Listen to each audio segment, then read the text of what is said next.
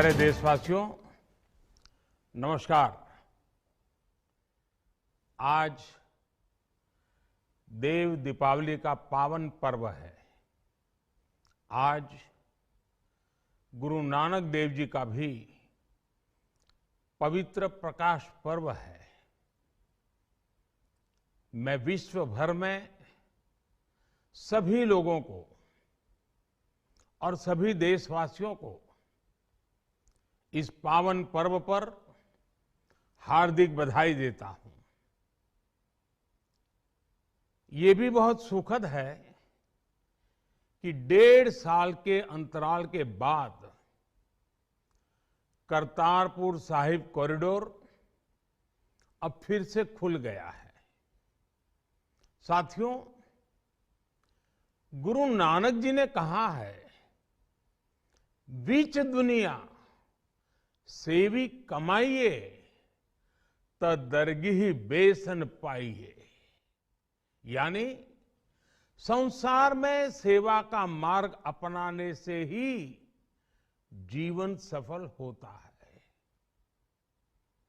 हमारी सरकार इसी सेवा भावना के साथ देशवासियों का जीवन आसान बनाने में जुटी है। न जाने कितनी पीढ़ियां जिन सपनों को सच होते देखना चाहती थी, भारत आज उन सपनों को पूरा करने का भरपूर प्रयास कर रहा है। साथियों, अपने 5 दशक के सार्वजनिक जीवन में मैंने किसानों की परेशानियों को, उनकी चुनौतियों को बहुत करीब से देखा है, महसूस किया है। इसलिए जब देश ने मुझे 2014 में प्रधानमंत्री के रूप में सेवा का अवसर दिया, तो हमने कृषि विकास, किसान कल्याण को सर्वोच्च प्राथमिकता दी। साथियों, इस सच्चाई से बहुत लोग अनजान है कि देश के 100 में से 80 किसान छोटे किसान हैं। उनके पास 2 हेक्टेयर से भी कम जमीन है। आप कल्पना कर सकते हैं, इन छोटे किसानों की संख्या 10 करोड़ से भी ज्यादा है। उनकी पूरी जिंदगी का आधार यही छोटी सी जमीन का टुकड़ा है। यही उनकी जिंदगी होती है। और इस छोटी सी जमीन के सहारे ही वो अपना और अपने परिवार का गुजारा करते हैं। पीढ़ी दर पीढ़ी परिवारों में होने वाला बंटवारा इस जमीन को और छोटा कर रहा है। इसलिए देश के छोटे किसानों की चुनौतियों को दूर करने के लिए हमने बीज, बीमा, बाजार और बचत, इन सभी पर चौतरफा काम किया। सरकार ने अच्छी क्वालिटी के बीज के साथ ही किसानों को neem coated urea, soil health card, micro irrigation जैसी सुविधाओं से भी जोड़ा। हमने 22 करोड़ सॉइल हेल्थ कार्ड किसानों को दिए और इस वैज्ञानिक अभियान के कारण एग्रीकल्चर प्रोडक्शन भी बढ़ा। साथियों, हमने फसल बीमा योजना को अधिक प्रभावी बनाया। उसके दायरे में ज्यादा किसानों को लाए। आपदा के समय ज्यादा से ज्यादा किसानों को आसानी से मुआवजा मिल सके, इसके लिए भी पुराने नियम बदले। इस वजह से बीते 4 साल में 1 लाख करोड़ रुपए से अधिक का मुआवजा हमारे किसान भाई बहनों को मिला है। हम छोटे किसानों और खेत में काम करने वाले श्रमिकों तक बीमा और पेंशन की सुविधाओं को भी ले आए। छोटे किसानों की जरूरतों को पूरा करने के लिए सीधे उनके बैंक खातों में 1,62,000 करोड़ रुपए ट्रांसफर किए, सीधे उनके खाते में। साथियों, किसानों को उनकी मेहनत के बदले उपज की सही कीमत मिले, इसके लिए भी अनेक कदम उठाए गए। देश ने अपने रूरल मार्केट इंफ्रास्ट्रक्चर को मजबूत किया। हमने एमएसपी तो बढ़ाई ही, साथ ही साथ रिकॉर्ड सरकारी खरीद केंद्र भी बनाए। हमारी सरकार द्वारा की गई उपज की खरीद ने पिछले कई दशकों के रिकॉर्ड तोड़ दिए हैं। देश की 1000 से ज्यादा मंडियों को ई नाम योजना से जोड़कर हमने किसानों को कहीं पर भी अपनी उपज बेचने का एक प्लेटफॉर्म दिया। और इसके साथ ही देश भर की कृषि मंडियों के आधुनिकीकरण पर भी हमने करोड़ों रुपए खर्च किए।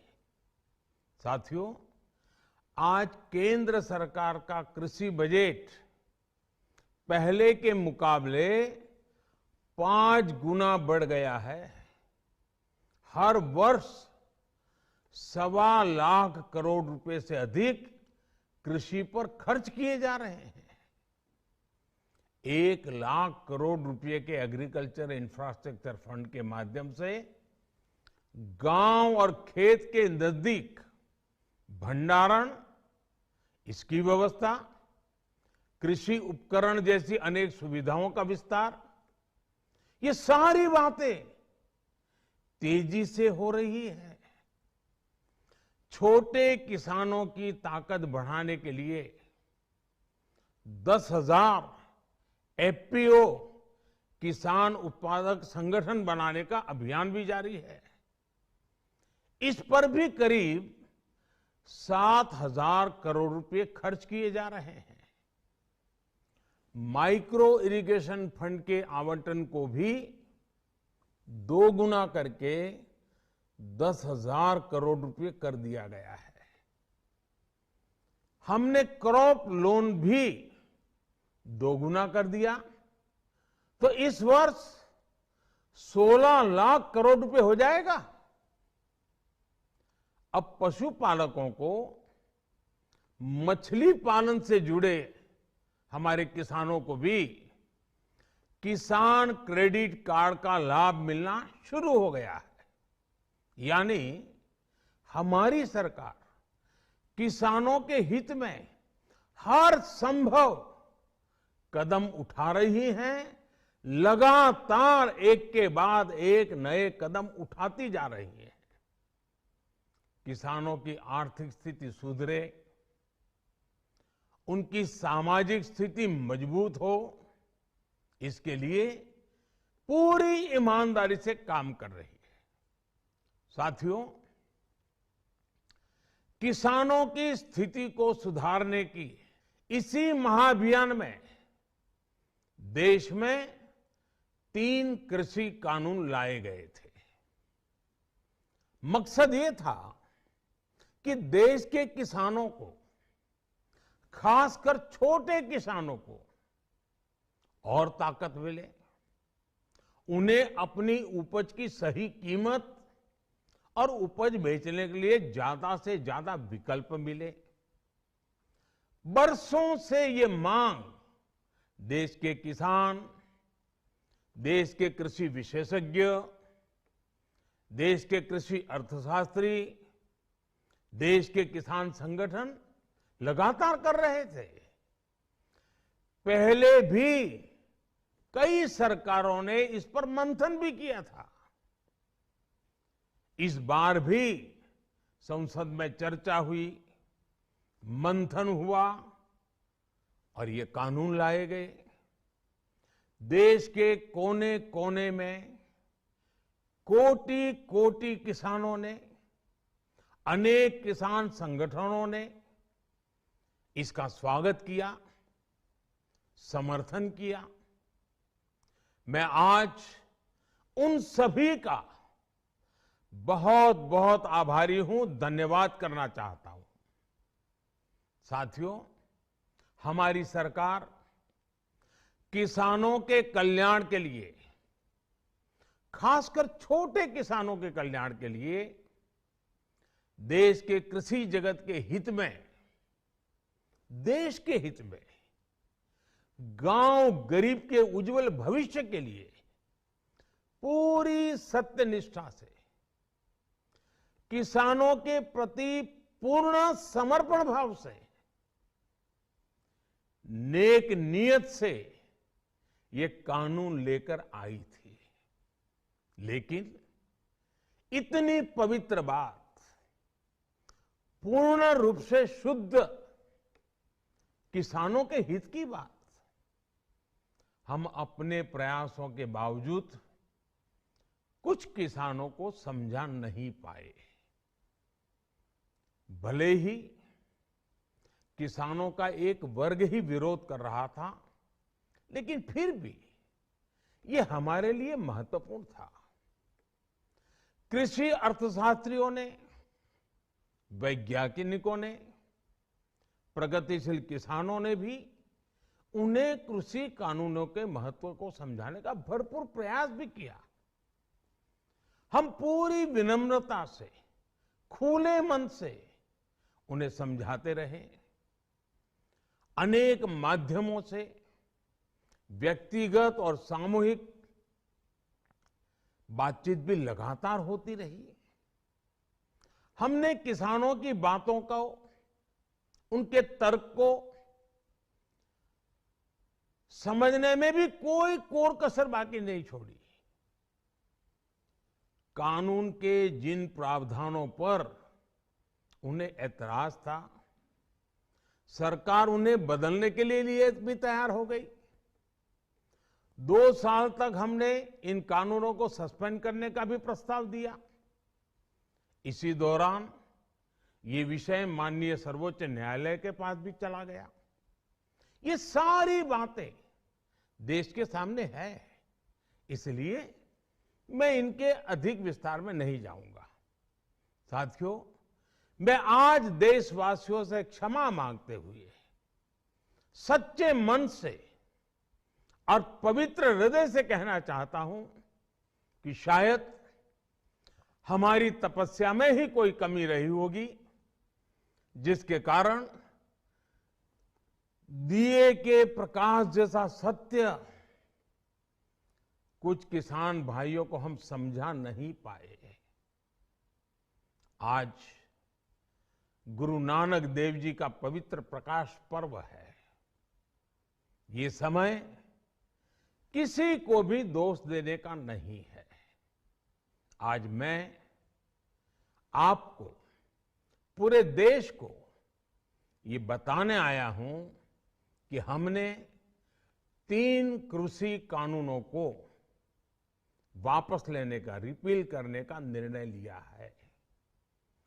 इस महीने के अंत में शुरू होने जा रहे संसद सत्र में, इसी महीने में, हम 3 कृषि कानूनों को रिपील करने की संवैधानिक प्रक्रिया को पूरा कर देंगे। साथियों, मैं आज अपने सभी आंदोलनरत किसान साथियों से आग्रह कर रहा हूं, आज गुरु पर्व का पवित्र दिन है।